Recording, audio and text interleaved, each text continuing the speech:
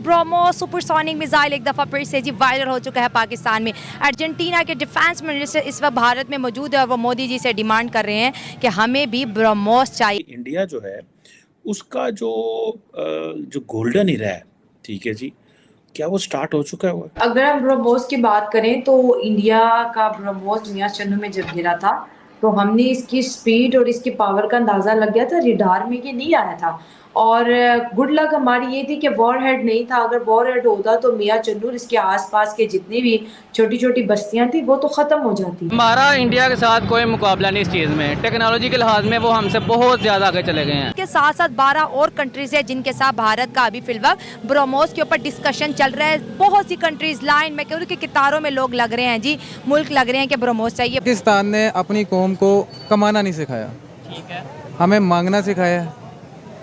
सबसे पहली बात कि आपने किस कंट्री से किस तरीके से मांगना है। पाकिस्तान ने हमेशा जो अपना फोकस रखा है वो जंगों के ऊपर रखा है। आप क्या चाहते हो, फौज को कमजोर करके इंडिया हर तीसरे दिन नाउज बिल्ला मेरे मुंह में खाक, हर तीसरे दिन कार पकड़ाए आपके।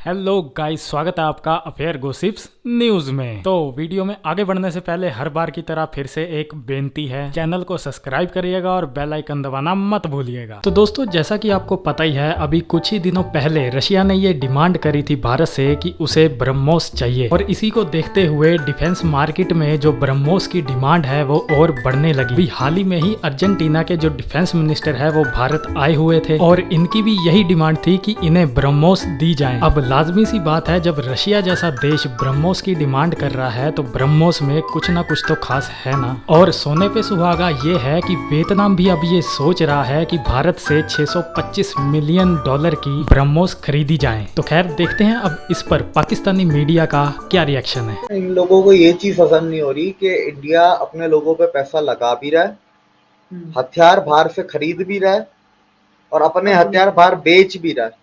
करेक्ट है। अब ये तीनों चीजें साथ से साथ कैसे चल रही हैं, ये चीज इनसे बर्दाश्त नहीं हो रही। देखिए, अब ये अर्जेंटीना के जो आए हैं डिफेंस मिनिस्टर, वो तेजस में इंटरेस्टेड है, प्रचंड हेलीकॉप्टर्स वगैरह में इंटरेस्टेड है। लेकिन जो एक इम्पोर्टेंट चीज जो मेरे नोटिस में आई वो थी कि वो ब्रह्मोस के नेवल वर्जन में इंटरेस्टेड है। और देखिए, ब्रह्मोस हर मुल्क को नहीं देगा इंडिया, क्योंकि ब्रह्मोस दुनिया का सबसे elite number 1 super cruise missile है, सुपरसोनिक क्रूज मिसाइल है। अब इसके अंदर एक हिडन मैसेज मुझे नजर आया। वो हिडन मैसेज था, हमें विजय माल्या दो, हमें नीरव मोदी दो, और ये जितने भी इंडिया से लुटेरे गए हैं हमें ये सारे लोग वापस दो। खालिस्तानियों को गिरफ्तार करके इंडिया भेजो, और जो रेडिकल इस्लामिस्ट जो वहां पर इंडियन कम्युनिटी पे अटैक कर रहे हैं उन सबको अरेस्ट करके डिपोर्ट करो। ये हिडन मैसेज किसके लिए है? ये हिडन मैसेज है यूके के लिए, इंडिया की तरफ से। कैसे? अर्जेंटीना का एक आइलैंड है जिसको कहते हैं फ्लॉकलैंड आइलैंड। फ्लॉकलैंड आइलैंड, वो फ्लॉकलैंड आइलैंड डिस्प्यूटेड टेरिटरी है अर्जेंटीना और यूके के बीच में, और उसकी के चलते हुए यूके ने अर्जेंटीना के ऊपर बहुत सारे सैंक्शंस भी लगाए हैं, और उसी के चलते यूके अर्जेंटीना काफी मुल्कों से हथियार नहीं खरीद सकता। लेकिन इंडिया तो जिसको चाहे बेच सकता है। इंडिया किसी की नहीं सुनता। उल्टा अब यूके को देखिए, प्लेन जाएंगे, हेलीकॉप्टर जाएंगे, ड्रोन जाएंगे, उसमें तो कोई है नहीं। ये जो ब्रह्मोस नेवी का वर्जन है ना, ये है एक ट्रिकी चीज। ये डिपेंड करता है कि अगर यूके सारी शर्तें ये जितनी मैंने आपको बताई ये अगर मान लेता है, इंडिया की सारे बंदों को भेज देता है, खालिस्तानियों को भी भेज देता है, अरेस्ट कर लेता है, रेडिकल इस्लामिस्ट को अरेस्ट करके डिपोर्ट कर देता है, तो नहीं बेचेगा। अगर नहीं किया तो पता चले कि कल एक ब्रह्मोस का नेवल वर्जन आपका अर्जेंटीना में पड़ा हुआ है और वो यूके के खिलाफ इस्तेमाल हो रहा है। अगर हम ब्रह्मोस की बात करें तो इंडिया का ब्रह्मोस मियां चन्नू में जब गिरा था तो हमने इसकी स्पीड और इसकी पावर का अंदाजा लग गया था, रिडार में ये नहीं आया था। और गुड लक हमारी ये थी कि वॉर हेड नहीं था। अगर वॉर हेड होता तो मियां चन्नू इसके आसपास के जितनी भी छोटी छोटी बस्तियां थी वो तो खत्म हो जाती।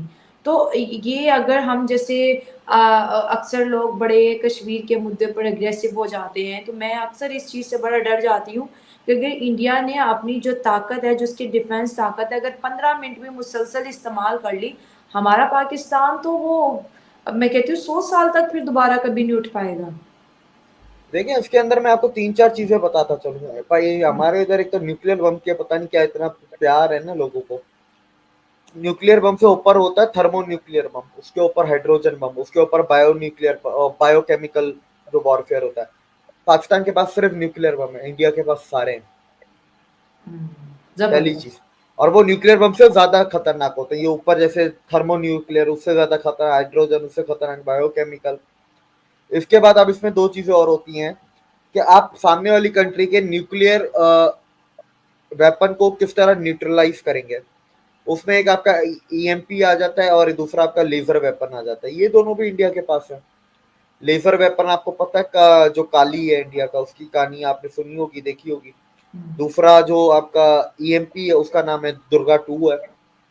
और उसके ऊपर तो अमेरिका ने रिपोर्ट पब्लिश की है कि इंडिया अपना ईएमपी बना रहा है जो उसका नाम दुर्गा 2 है। अब मैं जी लोगों पे हैरत होती है, दुर्गा 2 है तो मतलब दूसरा इंडिया के पास एक तो लेजर वेपन है काली, दूसरा आपके उनके पास है ईएमपी इलेक्ट्रोमैग्नेटिक पल्स वेपन, जिसको कहते हैं दुर्गा 2।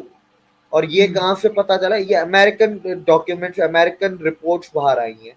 उसके बाद फिर जाहिर सी बात है इंडिया ने भी उसका जवाब दिया, डीआरडीओ ने भी दिया। पर इसकी शुरुआत क्या हुई? अमेरिका ने बताया दुर्गा 2 मतलब कि दुर्गा 1 उनका रेडी है, दुर्गा 2 पे वो काम कर रहे हैं। ईएमपी है, EMP is like electromagnetic pulse. में यहाँ से एक वेव छोड़ूंगा जो किसी को नजर नहीं आएगी, पर उस वेव के दायरे में जितनी भी इलेक्ट्रॉनिक आइटम्स होंगे वो सारे खराब हो जाएंगे। लैपटॉप चलेगा नहीं, मोबाइल चलेगा नहीं, मिसाइल उड़ेगा नहीं। देखने में मिसाइल ठीक ठाक है पर अंदर उसका सर्किट वायरिंग खराब हो गई, वो उड़ेगा नहीं। तो इंडिया के पास वो दोनों भी हैं। उसके बाद India is nuclear triad. India के पास India can launch nuclear weapons from surface, from air and from sea. Pakistan nuclear triad नहीं है। पाकिस्तान सिर्फ जमीन से और हवाई जहाज से न्यूक्लियर अटैक्स कर सकता है। अब इसके अंदर भी दो चीज आती है। जो इंडिया के मार्कोस थे उनका मैं एक इंटरव्यू पॉडकास्ट देख रहा था, वो कह रहे थे कि ये बहुत इजी होता है। अगर आपको एरोप्लेन्स का अटैक रोकना है, सीधी सी बात है, आप सारे के सारे उस मुल्क के जितने रनवे हैं आप सारे उनको तबाह कर दें। जहाज तबाह करने की जरूरत नहीं है, रनवे तबाह कर दो, जहाज उड़ ही नहीं सकता। नहीं हो सकता, बिल्कुल। ठीक है। उसके बाद उन्होंने कहा कि जो रॉकेट्स होते हैं, रॉकेट्स की पोजीशंस पता होती हैं, सैटेलाइट इमेजेस। इंडिया के पास अपना सैटेलाइट इमेज सिस्टम है, अपनी सैटेलाइट्स हैं।